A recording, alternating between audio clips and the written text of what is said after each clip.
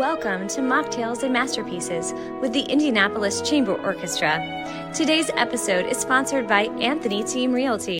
Today's broadcast originally aired in 2021. Hello, and welcome to Mocktails and Masterpieces. I hope you have something to enjoy. Maybe put your feet up. My name is David Murray. I am the principal bassist of the Indianapolis Chamber Orchestra, and it's a pleasure to be guest hosting this evening. I also have with me one of my favorite people and colleagues in the Chamber Orchestra. She is sort of my stand partner because we are usually situated right next to each other, and that is our harpist, Wendy Muston. Hello, Wendy. How are you? Hi, David. It's great to be here with you today. So it's a pleasure having you. And I know that you are performing music tonight with Marjie Hanna, who is also such a dear friend of both of ours. She's our principal cellist. She just couldn't be with us here on the Zoom tonight, but I know it's going to be a real treat hearing the two of you play. Since we're talking about that and talking about Marjie, I think that Marjie and you have played quite a lot over the years, and developed a really great, rapport and everything. What do you enjoy about playing with cello? I think that the harp and cello are a perfect combination.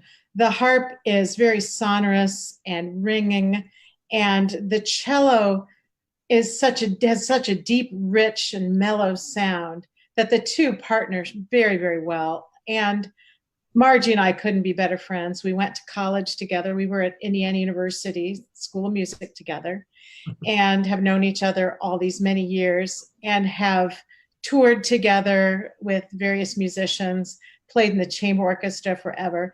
And we've been making duet music since we were babies. And so. Yeah, I know. I mean, I've played with you a lot, of course, and played with Marjie. And I know the first time that I met Marjie, which was not long after I moved here, we clicked like instantly. We didn't say a thing, and our playing was so in sync. It was amazing. That's Marjie. It's so easy to be in sync with her, to almost not have to think about it. It becomes just a feel thing, the way music should be. Right. The partnerships with her are very special, musical partnerships and giggle partnerships and road trip partnerships and all the other good things that come from playing in a duo together for years. Well, what can you tell us about this first clip this evening? I think we're going to listen to a prelude and a sonata back to back. Sure. We're going to start with a prelude in classic style. It's just an upbeat piece. We love to start performances with this. It's in the key of C major and C minor, and was written by Gordon Young for the organ. And many things written for the organ work really well for harp and cello. And for us, we take the organ music and we just arrange it between the two of us. And over the years, we just naturally decide who's going to play what harmony, who's going to play the melody. And it just works. Like I said, when I play with Marjie, we don't so much think about it as just perform.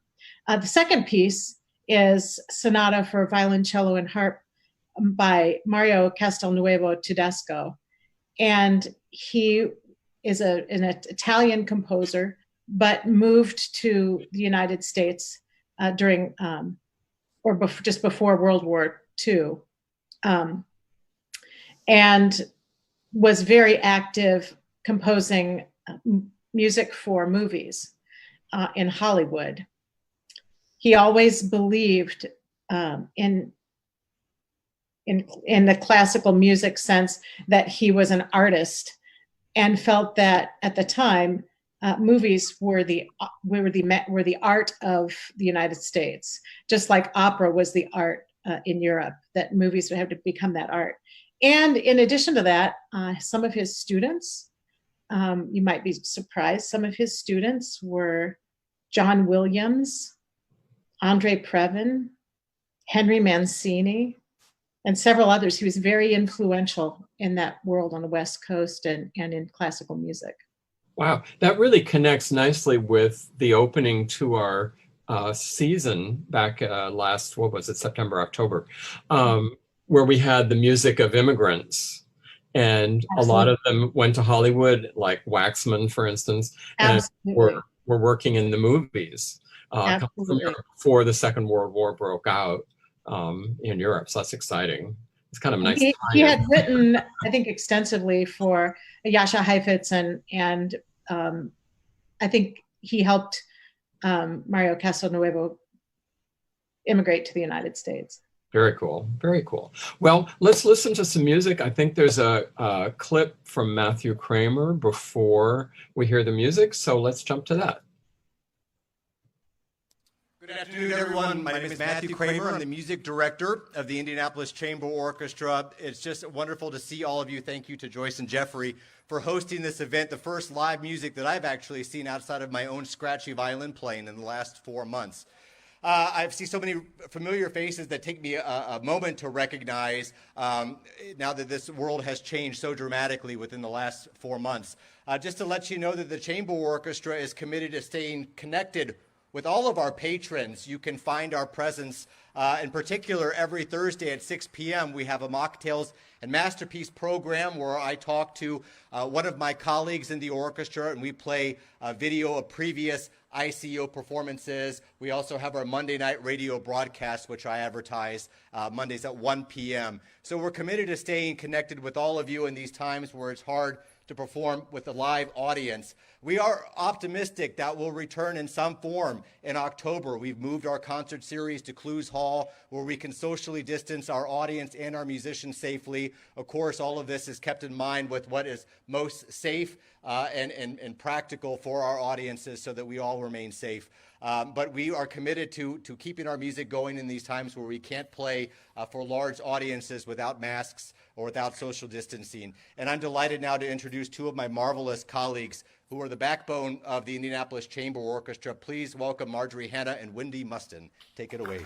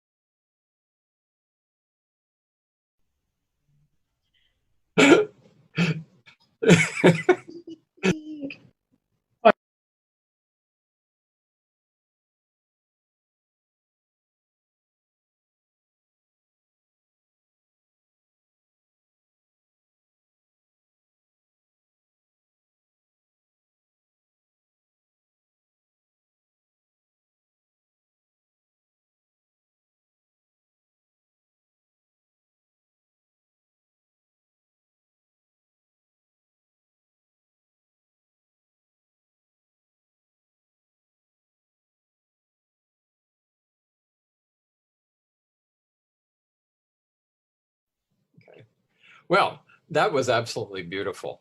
Thank you, Wendy, and thank you, Margie.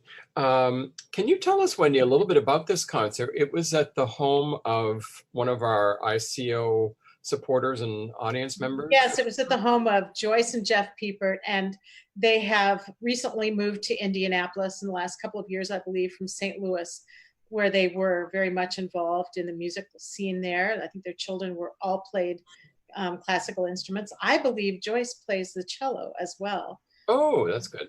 And you may have noticed the dog Jack Piepert moving in and out of the instruments. He's very comfortable in the classic music scene and makes himself at home and is quite lovely, quite a wonderful little guy. So I think that Joyce and Jeff have, since they moved to Indianapolis, really enjoyed the chamber orchestra, and we enjoy having them on board.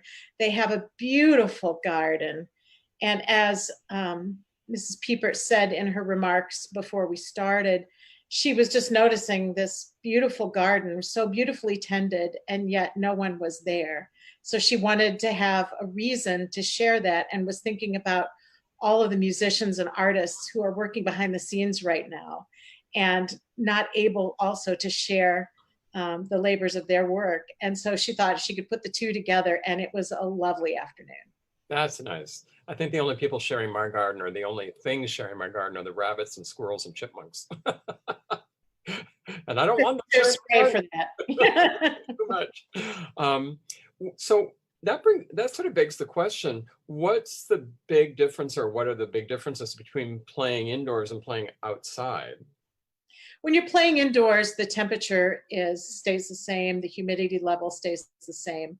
When you play outdoors, which occurs in Indiana, that occurs in the warm months, and there's likely to be a lot of humidity in the air. My harp is strung, the first two octaves are nylon, almost like fishing line. They're gauged.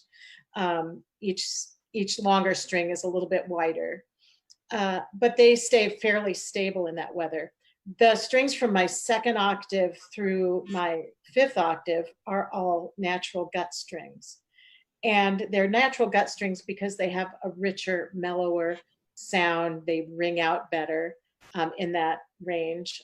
But, on a really humid day, you can just watch the string unwind. And the harp tends to go out of tune a little bit as you play. But we were in the shade in this concert, and I didn't notice much detuning.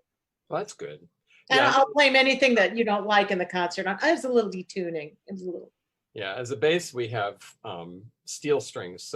And being the bass and the longer strings, they tend to hold the pitch a little bit better. Our lower octave and a half are silk core with a steel winding. So those strings in the bass stay fairly stable. Yeah, good. So what about the acoustics outdoors? Well, it was lovely because our sound was bouncing right off their home, and there were a lot of windows there. So it was really a lovely acoustic, and it was kind of a narrow yard. I thought it was lovely. And also we were very lucky to have George there managing the sound. It was a bit amplified. So it depends where you are outside, right? How the acoustics are. But if there's something behind you, as a harpist or a string group, it's always nicer to have something that's bouncing it forward. Right. I know inside we're used to sound resonating, where outdoors it just kind of goes. Right. Different. Right. So, well, let's set up this next clip. What can you tell us about the music we're going to hear in this set? You are going to hear The Trees on the Mountain, which is an aria from Carlisle Floyd's Susanna, his opera Susanna. Susanna is based on the apocryphal Susanna and the Elders. It's very touching. It's a deeply moving opera about a young woman who lives in a cabin in Appalachia, Tennessee, with her brother. The parents have been deceased. So this young woman and this young man live a very simple life, in the hills. They go into town for church and for supplies. And the church women gossip about her because she's so beautiful, and they're very jealous of her. An itinerant preacher comes to town, and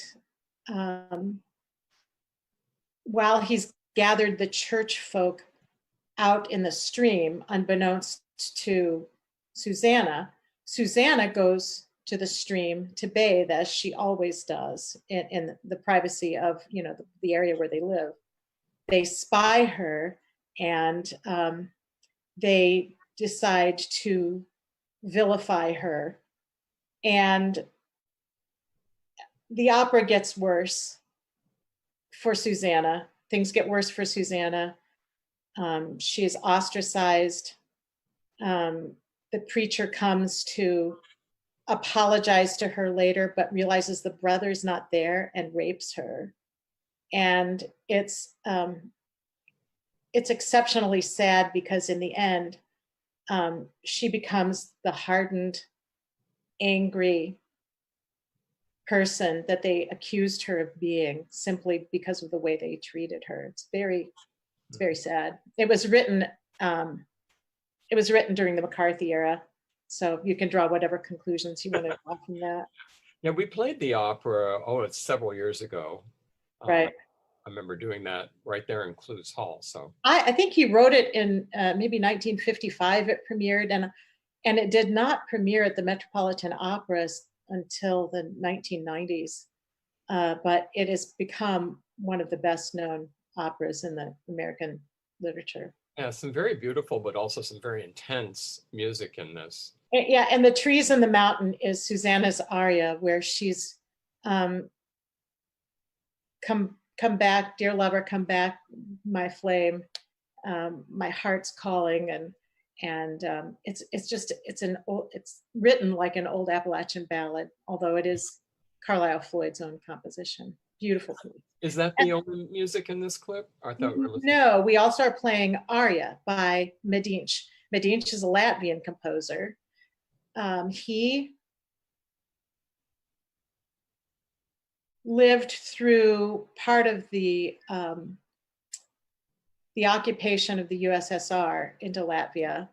And during that time, he was a refugee and ended up living in, I believe, Switzerland for the rest of his life. But in the early years, he's not unlike musicians in this COVID time. In the early years, he was not just a college professor, not just a professor of music, and not just a composer. And he played the cello and he played the piano, but he also sold pig food in the market. And he sold flour in the market. And I think maybe he watched the neighbor's pigs or something. So, in this time of COVID, musicians, we'll do whatever we have to do, right? Right. We do whatever we have to do. But his music is very beautiful and very haunting. So we're going to be playing his famous aria.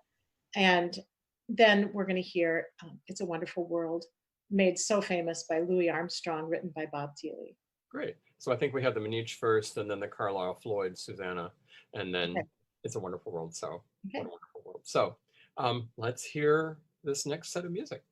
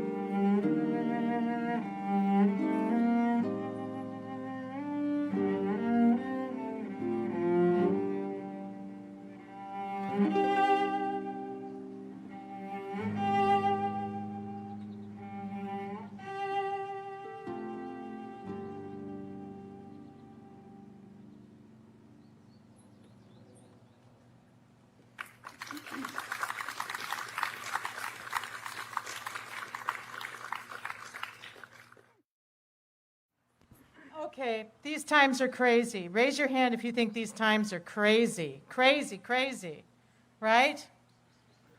But I have never been closer to the beauty of my own backyard, and oh, thank you so much for sharing yours with us. Beautiful. And I have never known so many 4, 5, and 6 mile walking paths near my house. I know where all the neighbors live.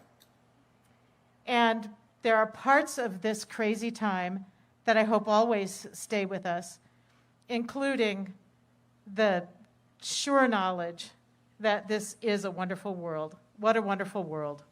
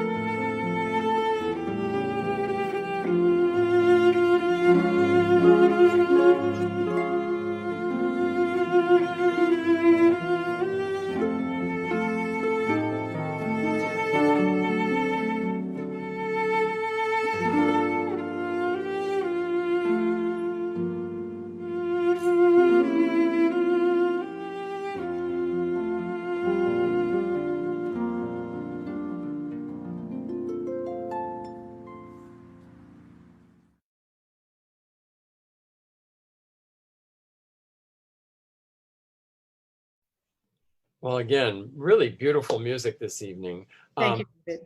So I want to thank Wendy Muston for being here this evening. This is wonderful. I want to thank our dear friend Marjie Hanna for performing on this concert. That's always such a treat. I know Matthew Kramer will be back with us here next week. Looking forward to that. And I do certainly want to thank Lee Clifford for being our producer, director, and running the show behind the scenes. We couldn't do all this without him. So I hope everybody stays well, stays healthy. We'll get through this together, everyone, and we'll keep the music coming one way or another. So thank you all for being here. Everybody, I hope you have a great evening. Stay well.